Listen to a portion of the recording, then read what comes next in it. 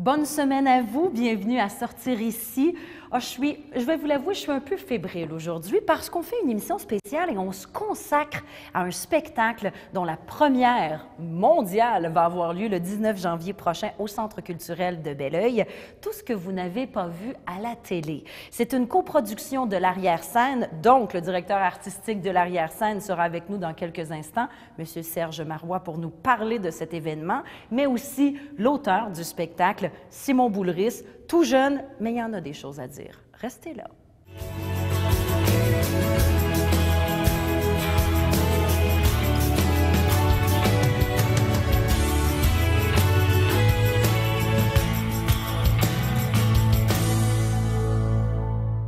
Le dimanche 19 janvier 2014 aura lieu, tenez-vous bien, la première mondiale du spectacle Tout ce que vous n'avez pas vu à la télé de Simon Boulris. Il s'agit d'une création d'Abat-Jour Théâtre en coproduction avec l'Arrière-Scène. Et notre invité, c'est pas la première fois qu'il est invité chez nous à Sortir ici. Lui, c'est le directeur artistique de l'Arrière-Scène, M. Serge Marois, qui est avec nous. Bienvenue. Bonjour, merci. Comment ça va? Très bien. La dernière fois qu'on s'est rencontrés, fin de l'été. C'était dehors, c'était magnifique. Oui, hein? En face de la maison amérindienne. Et on était là pour parler de la programmation de l'Arrière-Scène. Et là, j'ai le goût de commencer. Tu me permets de te dire dessus? Oui. Je me sens proche. En te demandant est-ce que le spectateur est au rendez-vous? Oui. Pour ce début de programmation oui, ça va très bien. Scène. Oui. On a eu deux spectacles. Le troisième s'en vient en début décembre. Ça va être le 3 spectacles à l'automne. Les autres, après, on a 6 après les fêtes jusqu'au mois de mai. On va te réinviter pour que tu nous en parles et que tu nous fasses saluer. Mais les spectateurs sont là. Oui. Vous êtes contents. Oui, très. Beaucoup de monde. Oui. Bien, on va vous en trouver encore plus parce qu'il y a quelque chose de très sûr. big qui s'en vient. On s'était dit à l'époque, justement, qu'on n'était pas savoir pour parler de ça. Le spectacle, tout ce que vous n'avez pas vu à la télé. Et si on remet les téléspectateurs en contexte, ça parle de quoi, ce spectacle-là, exactement? Bon, c'est un spectacle qui parle d'homoparentalité, mais qui parle beaucoup d'amour. C'est 2 papas qui expliquent à leurs enfants, à leurs 2 enfants, d'où ils viennent. Et en même temps, ils leur racontent leur belle histoire d'amour. Alors, c'est une histoire très positive, une histoire Tout à fait, tout à fait. L'auteur Simon Boulris, qu'on Oui. va avoir la chance de rencontrer dans quelques instants. Tout ce que vous n'avez pas vu à la télé, c'est une création d'Abat-Jour Théâtre, et tout à l'heure, je l'ai dit, en coproduction avec l'Arrière-Scène. Ça veut dire quoi, ça, Bon. en langage comme ça? Abat-Jour Théâtre, c'est la compagnie de Simon. C'est une toute jeune compagnie qui n'a pas beaucoup de moyens. Donc, ils ont fait un travail exploratoire sur le texte de Simon. Et moi, quand j'ai lu le texte et quand j'ai vu le travail qu'il faisait, j'ai dit, j'ai envie de les aider et donc de mettre des sous et un soutien à cette création-là à laquelle je croyais beaucoup. Justement, je veux savoir comment ça fonctionne. Tout à l'heure, avant qu'on entre en onde, je parlais avec Simon, qui est l'auteur, et il s'est lui-même appelé auteur en résidence de l'Arrière-Scène. Qu'est-ce que ça veut dire? Ça veut dire que c'est comme une commande qu'il a reçue de votre part? Comment ça fonctionne? C'est-à-dire que je l'invite à écrire un spectacle pour nous. Je ne passe pas une commande directe. OK. Mais je lui demande si ça l'intéresse d'écrire un spectacle jeune public qu'éventuellement on va monter.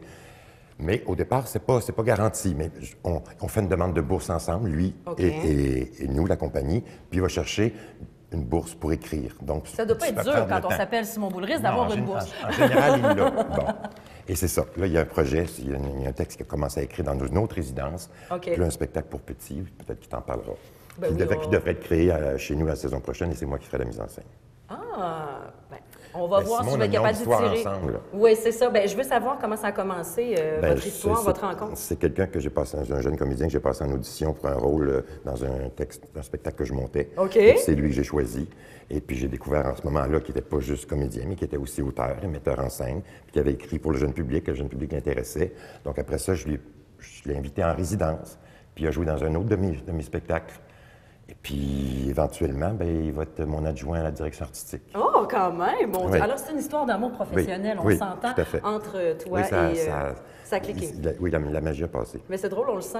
Quand vous êtes arrivé tout à l'heure, on était en train de faire d'autres entrevues, puis je sais pas, il y a comme une magie, on le sent. Le 19 janvier 2014, première mondiale du spectacle de Simon, mais juste avant, à 13h30, il y a votre événement bénéfice annuel à l'Arrière-Scène. Et cette année, j'imagine que ça change de formule à chaque année. Tout à fait. Cette année, un tête-à-tête entre Kim Thuy Oui. et Simon Boulris. Oui. Comment ça se passe? Ben, Pour ceux et celles qui veulent y aller, qu'est-ce qu'on y fait? On connaît bien, tout le monde connaît bien Kim Thuy. Simon, ça va être un peu la formule, je ne sais pas si à la radio, le Radio-Canada, il y a une émission la fin de semaine, le samedi, l'autre à la table de côté. Ah, ça se peut, oui, Bon. oui, OK. Un peu, alors, c'est un peu cette formule-là, okay. assez détendue, où ils parlent de leur vie, ils se questionnent sur leurs œuvres. Entre ça, ils lisent quelques extraits. Bon, après ça, le public peut leur poser des questions. Puis après ça, bien, il y a une pause, puis il y a la représentation de la première. Première mondiale. Oui. Alors, il va y avoir des petites bouchées, mignardises, après, oui, un petit verre de vin, laitier, tout ça, vous allez être là. Est-ce que les gens qui vont participer à l'événement, bien sûr, vont être invités? On a notre place, autrement dit, pour assister à la première du spectacle aussi. Oui. Comment on procède si, parce que là, on en parle aujourd'hui, parce que même si ça se passe après Noël, on veut vendre des billets tout de suite. Oui, parce que ça peut être un beau cadeau de Noël. Bien, moi, je pense que c'est un très beau cadeau de Noël. Comment on procède, et c'est abordable, c'est 50 $, donc ce qui est pas très cher, et on souhaite vraiment remplir... on a changé la formule. Les autres années, c'était 150 $ pour une soirée avec repas et tout. Cette année, on a décidé d'ouvrir à un plus large public en mettant ça moins cher, mais en espérant avoir plus de monde. Évidemment, 50 $, c'est plus abordable, pour beaucoup plus de personnes. Alors, bon, voilà. Et bien, on communique avec l'arrière-scène sur le site Internet, www.arrièrescène.qc.ca, puis toutes les infos sont là. Et l'événement bénéfice se tient où? Au Centre culturel de Belleuil, le 19.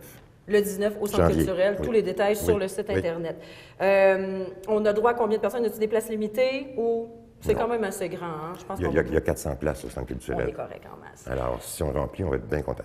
C'est ce qu'on vous souhaite. Oui. En terminant, Serge, je veux te demander pourquoi c'est important un événement bénéfice annuel, vous en faites un à chaque année. Oui. Pourquoi c'est important d'en faire un à chaque année? Bien, parce qu'on le sait, bon, en culture puis en théâtre jeune public, c'est encore pire parce qu'on ne vend pas les billets très chers aux enfants, alors que le spectacle et les comédiens, tout ça, ça nous coûte le même prix que si c'était du théâtre pour adultes. Oui, c'est ça, voilà. Et on veut maintenir un tarif abordable pour les familles. Donc, il nous faut des sous et les subventions plafonnent.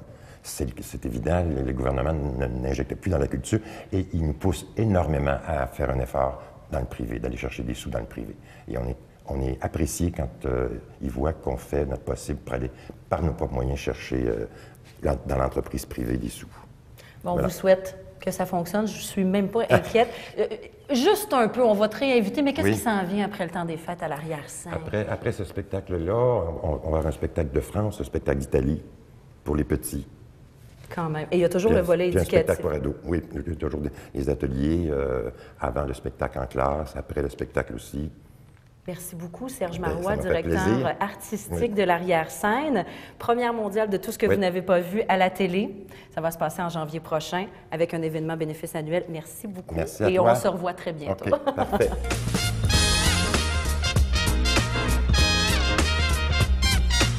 Cette semaine, j'ai le plaisir d'être en compagnie d'Alexandre Miller. Bienvenue. Bonjour, bonjour. Et aujourd'hui, on va parler d'une activité un petit peu différente. Oui. On va parler de grandeur nature. Oui, grandeur nature, d'où vient son nom? C'est que c'est une expérience, si on veut, qui est dans un grandeur nature. Donc, on est dans la nature, c'est une expérience médiévale, c'est un théâtre. Donc, c'est beaucoup de choses en même temps. Finalement, les gens vont incarner un personnage pendant une fin de semaine. C'est ce que c'est un grandeur nature. Et l'animation va proposer plusieurs scènes. Okay. Et les personnages vont devoir réagir à ces scènes-là. C'est ce que c'est un grandeur nature.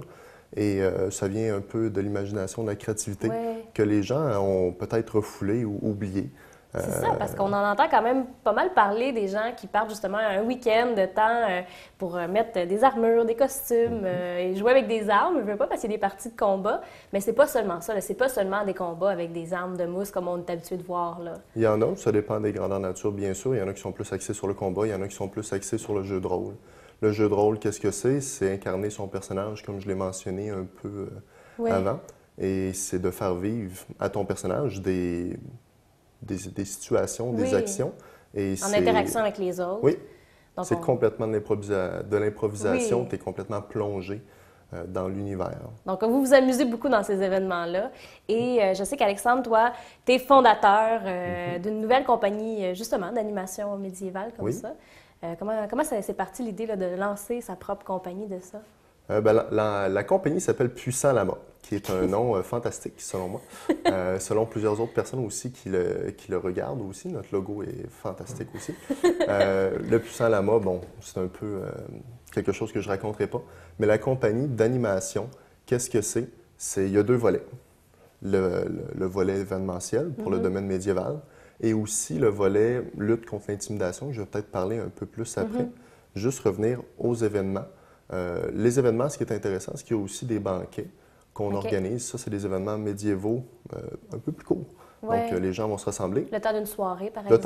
Le temps d'une soirée. Et on mange autour de cette activité-là. Le volet, justement, lutte contre l'intimidation. Oui.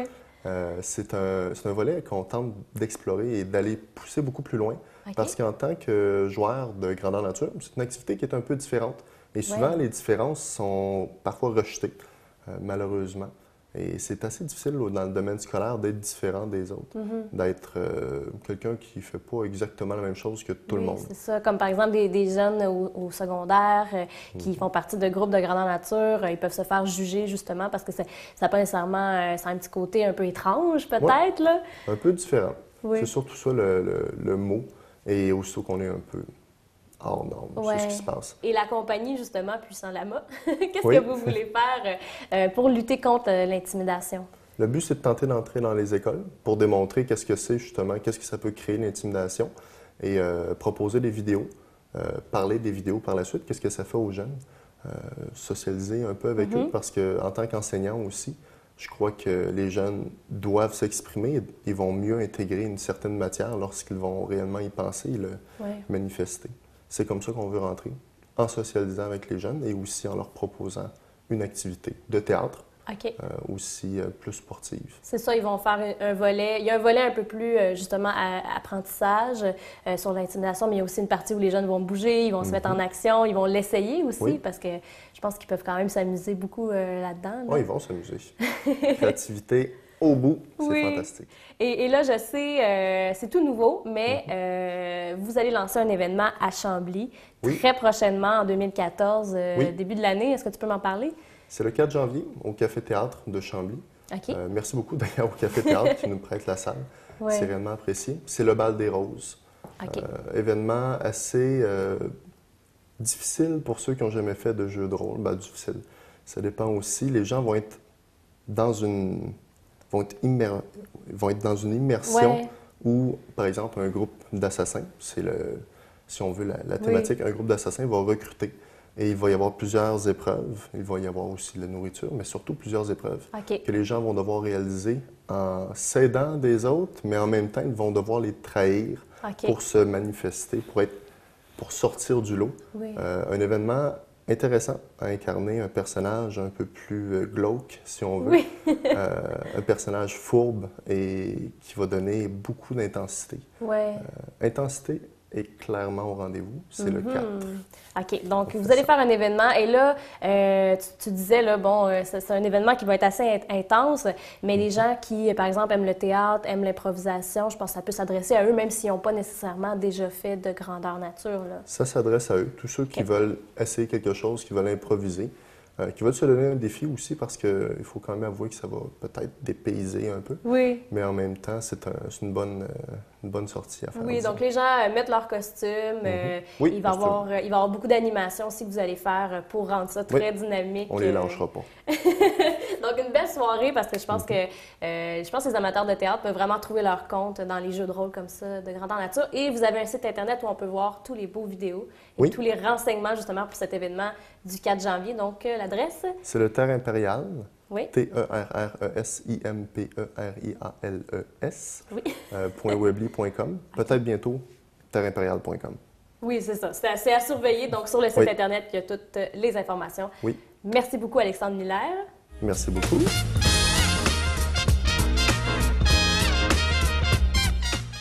En janvier prochain, c'est un peu la thématique de notre émission Sortir ici aujourd'hui. Le 19 janvier prochain va avoir lieu la première mondiale de tout ce que vous n'avez pas vu à la télé. On a parlé avec M. Marois tout à l'heure de l'arrière-scène parce que tout ce que vous n'avez pas vu à la télé est une coproduction avec l'arrière-scène. Et qui est l'auteur de tout ce que vous n'avez pas vu à la télé? Simon Boulris qui est avec nous. Merci beaucoup d'avoir accepté l'invitation. Ça fait plaisir.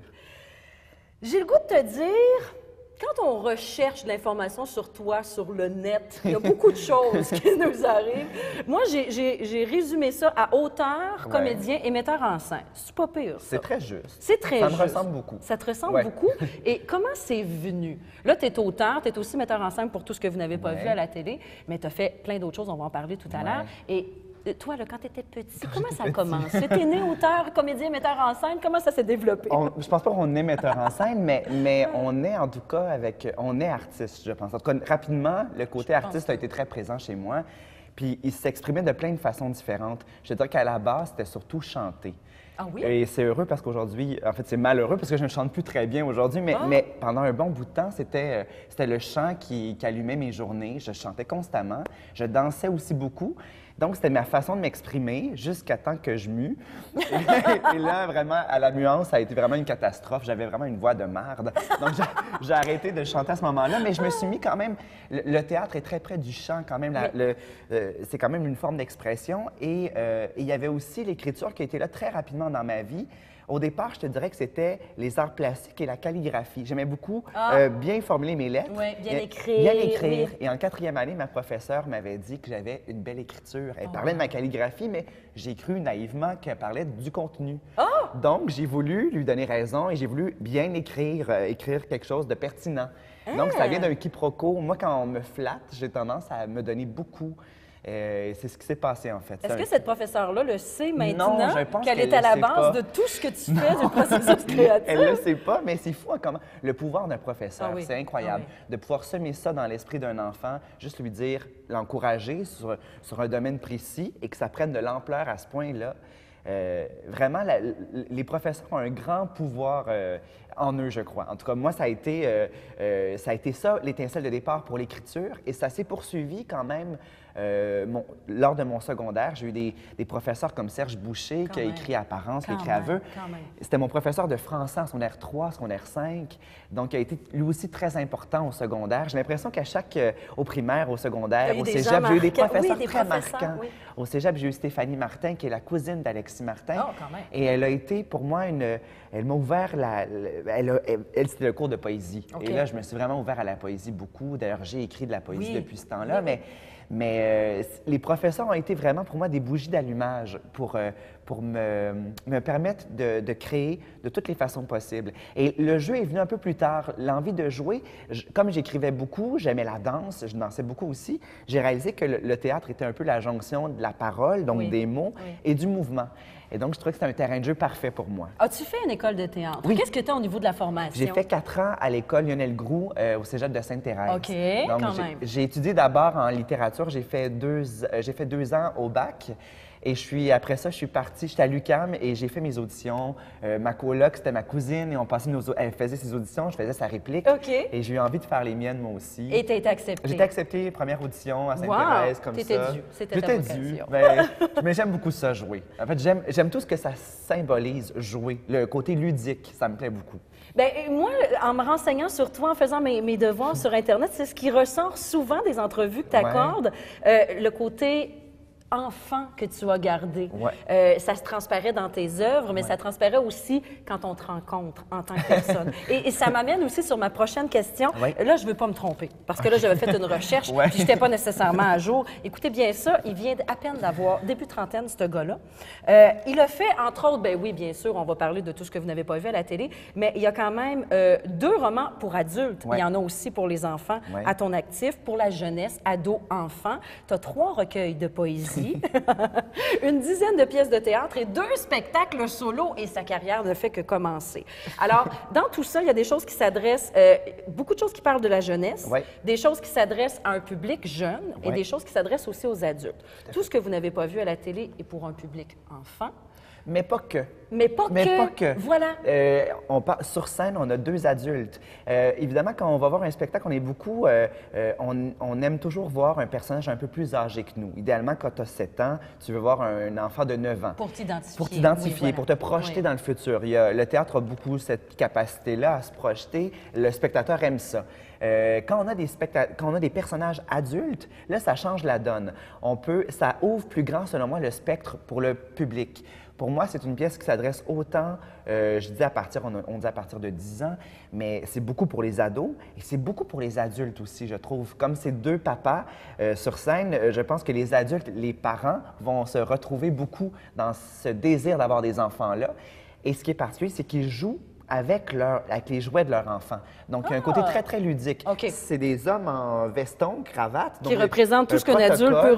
Protocole un peu important, mais en même temps, rapidement, ils se mettent à genoux sur le tapis du salon et on est avec tous les jouets des enfants.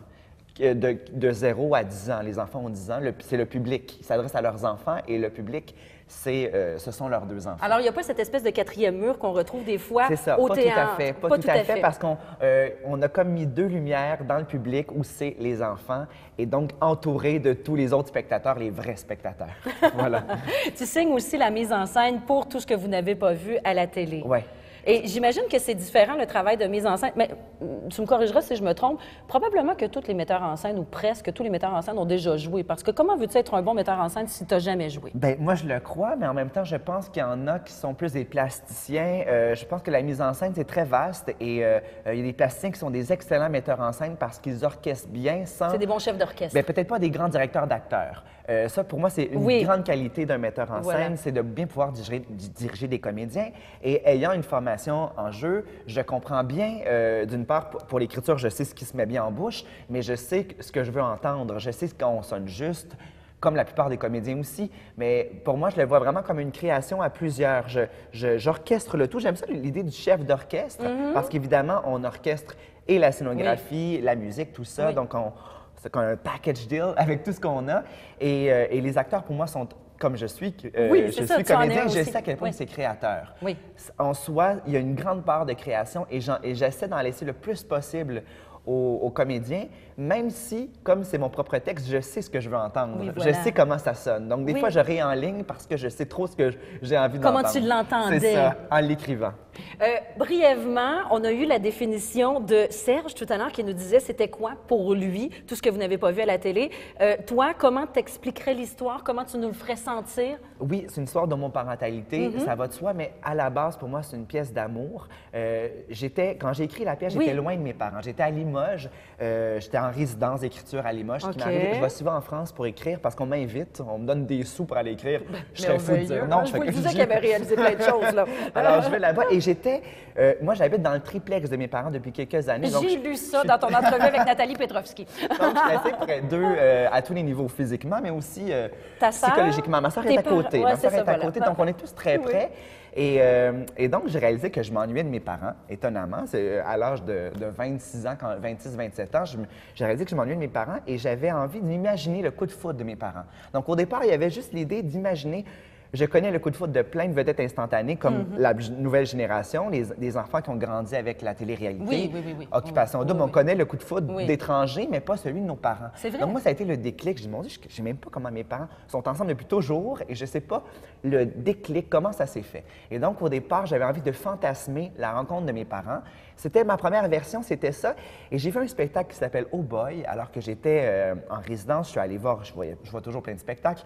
Et Oh Boy, c'est pas une histoire d'homoparentalité, mais c'est un homme homosexuel qui se retrouve à être un peu le papa de ses petits frères, ses petites sœurs, parce qu'il les a à sa charge. Et donc, ça m'a donné un peu la liberté et la permission de transformer, de me dire, je pense qu'on est prêt à ce que ça soit 2 papas. C'est très personnel, c'est près de moi, j'ai envie d'avoir des enfants, donc je me suis permis, c'est une permission que je me suis donnée. Alors, c'est un peu un mélange du désir de connaître l'histoire de tes parents. Oui, mélangé à quelque chose de plus contemporain, peut-être un peu plus actuel, mais en même temps de très sincère. À la base, là, c'est 2 souhaits, celui de mes parents et celui de la famille que moi j'ai envie de bâtir un jour. Donc, c'est 2 fantasmes que j'ai tressés. Ah, mais ça donne le goût quand tu nous dis que c'est 2 fantasmes. On aime ça, les fantasmes. Oui, on aime ça. Brièvement, parce que lors de l'événement, parce que, bon, il va y avoir la première mondiale de tout ce que vous n'avez pas vu à la télé le 19 janvier prochain au Centre culturel de Belleuil. Et avant ça, dès 13h30, il y a l'événement bénéfice annuel de l'arrière-scène. Toi, tu vas être là avec, c'est ton ami, je crois, Kim Thuy. Oui, voilà. Pourquoi Kim? J'ai toujours appelé Kim Thuy, mais sur son cellulaire, elle dit Kim Thuy. Donc, alors, tu dis ça doit être comme ça. J'essaie de me forcer, là.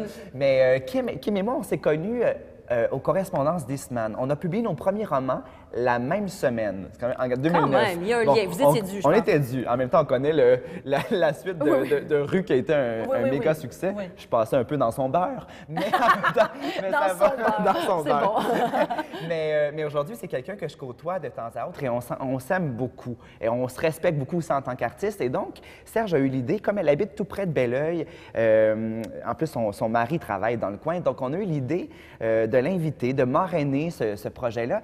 Et donc, de faire une soirée où, assez, pas très formelle, plutôt sympathique, où on va tout simplement se lire des extraits de nos œuvres, se les mettre en écho, comment on peut faire, comment je peux répondre à des parties de son texte, se poser des questions sur la création, sur nos processus créatifs.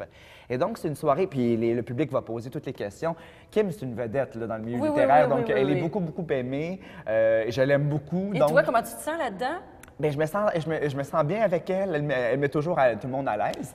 Elle me met à l'aise. Alors, ça va être vraiment comme amical. Je pense que ça va être surtout sympathique. Oui, le pouls d'un peu de votre relation, puisque vous êtes amis et tout ça. Oui, elle me sort beaucoup. Des fois, elle m'invite. Elle est invitée partout, Kim. Des fois, elle m'invite. Je suis comme un peu son invité dans plein d'événements. Donc, on est assez proches. Alors, tu l'as invité pour le 19 janvier prochain. À mon tour de l'inviter. Ah! Et tu vas t'impliquer, on n'a plus le temps, mais tu vas t'impliquer de plus en plus avec l'arrière-scène. Oui. On va te réinviter. Bien, pour on que n'aura j'en pas parle. le choix. Ben, Bien, certainement. J'adore parler avec toi. Merci beaucoup de ton passage sur nos ondes.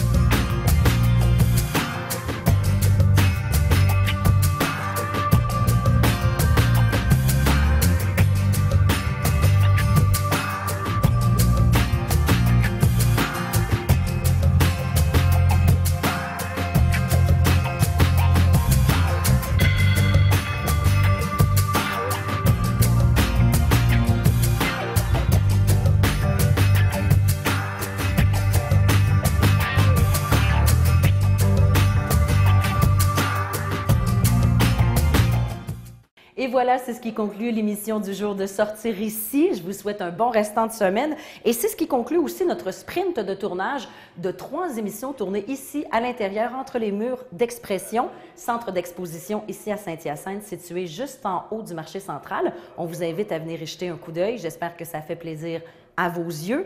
Et en attendant qu'on se retrouve, questions, commentaires, on veut vous lire, tvr9.com.